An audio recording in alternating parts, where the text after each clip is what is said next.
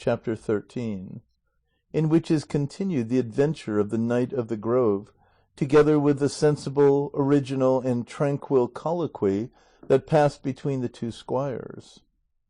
The knights and the squires made two parties, these telling the story of their lives, the others the story of their loves. But the history relates first of all the conversation of the servants, and afterwards takes up that of the masters. And it says that, withdrawing a little from the others, he of the Grove said to Sancho, "A hard life it is we lead and live, señor, we that are squires to knights errant. Verily, we eat our bread in the sweat of our faces, which is one of the curses God laid on our first parents. It may be said too," added Sancho, "that we eat it in the chill of our bodies, for who gets more heat and cold than the miserable squires of knight errantry? Even so, it would not be so bad if we had something to eat, for woes are lighter if there is bread, but sometimes we go a day or two without breaking our fast, except with the wind that blows." "All that," said he of the Grove, "may be endured and put up with when we have hopes of reward, for unless the knight errant he serves is excessively unlucky, after a few turns the squire will at least find himself rewarded with a fine government of some island or some fair county." "I," said Sancho, "have already told my master that I shall be content with the government of some island, and he is so noble and generous that he has promised it to me ever so many times." "I," said he of the Grove, "shall be satisfied with a canonry for my services, and my master has already assigned me one." "Oh, your master," said Sancho, "no doubt is a knight in the church line, and can bestow rewards of that sort on his good squire; but mine is only a layman, though I remember some clever, but to my mind designing people, strove to persuade him to try and become an archbishop. He, however, would not be anything but an emperor; but I was trembling all the time lest he should take a fancy to go into the church, not finding myself fit to hold office in it; for I may tell you, though I seem a man, I am no better than a beast for the church." "Well then, you are wrong there," said he of the Grove, "for those island governments are not all satisfactory; some are awkward, some are poor, some are dull, and in short the highest and choicest brings with it a heavy burden of cares and troubles, which the unhappy wight to whose lot it has fallen bears upon his shoulders. Far better would it be for us who have adopted this accursed service to go back to our own houses, and there employ ourselves in pleasanter occupations, in hunting or fishing, for instance; for what squire in the world is there so poor as not to have a hack and a couple of greyhounds and a fishing rod to amuse himself with in his own village?" "I am not in want of any of those things," said Sancho. "To be sure I have no hack, but I have an ass that is worth my master's horse twice over. God send me a bad Easter, and that the next one I am to see, if I would swap, even if I got 4 bushels of barley to boot. You will laugh at the value I put on my Dapple, for Dapple is the colour of my beast. As to greyhounds, I can't want for them, for there are enough and to spare in my town; and moreover, there is more pleasure in sport when it is at other people's expense." "In truth and earnest, sir squire," said he of the Grove, "I have made up my mind and determined to have done with these drunken vagaries of these nights, and go back to my village and bring up my children, for I have 3, like 3 oriental pearls." "I have 2," said Sancho, "that might be presented before the Pope himself, especially a girl whom I am breeding up for a countess, please God, though in spite of her mother." "And how old is this lady that is being bred up for a countess?" asked he of the Grove. 15, couple of years more or less," answered Sancho; "but she is as tall as a lance, and as fresh as an April morning, and as strong as a porter." "Those are gifts to fit her to be not only a countess but a nymph of the greenwood," said he of the Grove.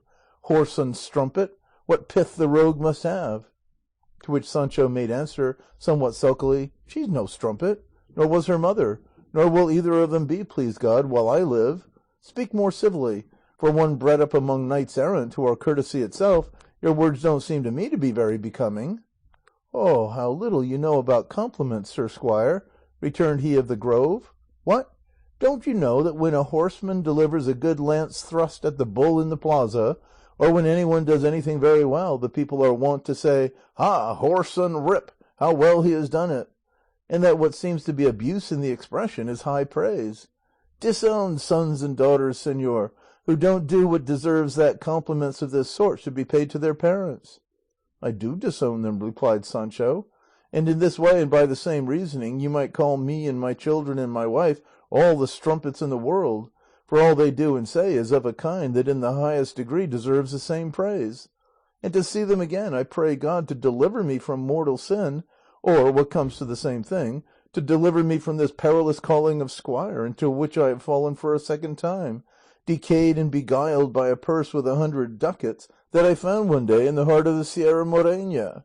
And the devil is always putting a bag full of doubloons before my eyes, here, there, everywhere, until I fancy at every step I am putting my hand on it, and hugging it, and carrying it home with me, and making investments, and getting interest, and living like a prince. And so long as I think of this, I make light of all the hardships I endure with this simpleton of a master of mine, who, I well know, is more of a madman than a knight. There is why they say that covetousness bursts the bag, said he of the Grove. But if you come to talk of that sort, there is not a greater one in the world than my master, for he is one of those of whom they say the cares of others kill the ass, for in order that another knight may recover the senses he has lost, he makes a madman of himself, and goes looking for what, when found, may, for all I know, fly in his own face. And is he in love, perchance? Asked Sancho. He is, said he of the Grove, with one Casilda de Vandalia, the rawest and best roasted lady the whole world could produce. But that rawness is not the only foot he limps on, for he has greater schemes rumbling in his bowels, as will be seen before many hours are over. There's no road so smooth but it has some hole or hindrance in it, said Sancho. In other houses they cook beans, but in mine it's by the potful. Madness will have more followers and hangers-on than sound sense. But if there be any truth in the common saying that to have companions in trouble gives some relief, I may take consolation from you, inasmuch as you serve a master as crazy as my own. Crazy but valiant, replied he of the Grove, and more roguish than crazy or valiant. Mine is not that, said Sancho. I mean he has nothing of the rogue in him. On the contrary, he has the soul of a pitcher. He has no thought of doing harm to anyone, only good to all. Nor has he any malice whatever in him. A child might persuade him that it is night at noonday, and for this simplicity I love him as the core of my heart, and I can't bring myself to leave him, let him do ever such foolish things. For all that, brother and señor, said he of the Grove, if the blind lead the blind, both are in danger of falling into the pit. It is better for us to beat a quiet retreat and get back to our own quarters, for those who seek adventures don't always find good ones. Sancho kept spitting from time to time, and his spittle seemed somewhat ropey and dry, observing which the compassionate squire of the Grove said, It seems to me that with all this talk of ours, our tongues are sticking to the roofs of our mouths, but I have a pretty good loosener hanging from the saddle bow of my horse. And getting up he came back the next minute with a large bota of wine and a pasty 1/2 yard across. And this is no exaggeration, for it was made of a house rabbit so big that Sancho, as he handled it, took it to be made of a goat, not to say a kid, and looking at it he said, And do you carry this with you, señor? Why, what are you thinking about, said the other. Do you take me for some paltry squire? I carry a better larder on my horse's croup than a general takes with him when he goes on a march. Sancho ate without requiring to be pressed, and in the dark bolted mouthfuls like the knots on a tether, and said he, You are a proper trusty squire, one of the right sort, sumptuous and grand, as this banquet shows, which, if it has not come here by magic art, at any rate has the look of it. Not like me, unlucky beggar, that have nothing more in my alforjas than a scrap of cheese, so hard that one might brain a giant with it, and, to keep it company, a few dozen carobs and as many more filberts and walnuts. Thanks to the austerity of my master, and the idea he has and the rule he follows, the knights errant must not live or sustain themselves on anything except dried fruits and the herbs of the field. By my faith, brother, said he of the Grove, my stomach is not made for thistles or wild pears or roots of the woods. Let our masters do as they like with their chivalry notions and laws, and eat what those enjoin. I carry my prog basket and this bota hanging to the saddle bow, whatever they may say, and it is such an object of worship with me, and I love it so, that there is hardly a moment but I am kissing and embracing it over and over again. And so saying, he thrust it into Sancho's hands, who, raising it aloft, pointed it to his mouth, gazed at the stars for a quarter of an hour, and when he had done drinking, let his head fall on one side, and giving a deep sigh, exclaimed, Ah, horse and rogue, how Catholic it is! There, you see, said he of the Grove, hearing Sancho's exclamation, how you have called this wine whoreson by way of praise. Well, said Sancho, I own it, and I grant it is no dishonour to call any one whoreson when it is to be understood as praise. But tell me, señor, by what you love best, is this Ciudad Real wine?" "Oh, rare wine taster," said he of the Grove. "Nowhere else indeed does it come from, and it has some years' age too." "Leave me alone for that," said Sancho. "Never fear but I'll hit upon the place it came from somehow.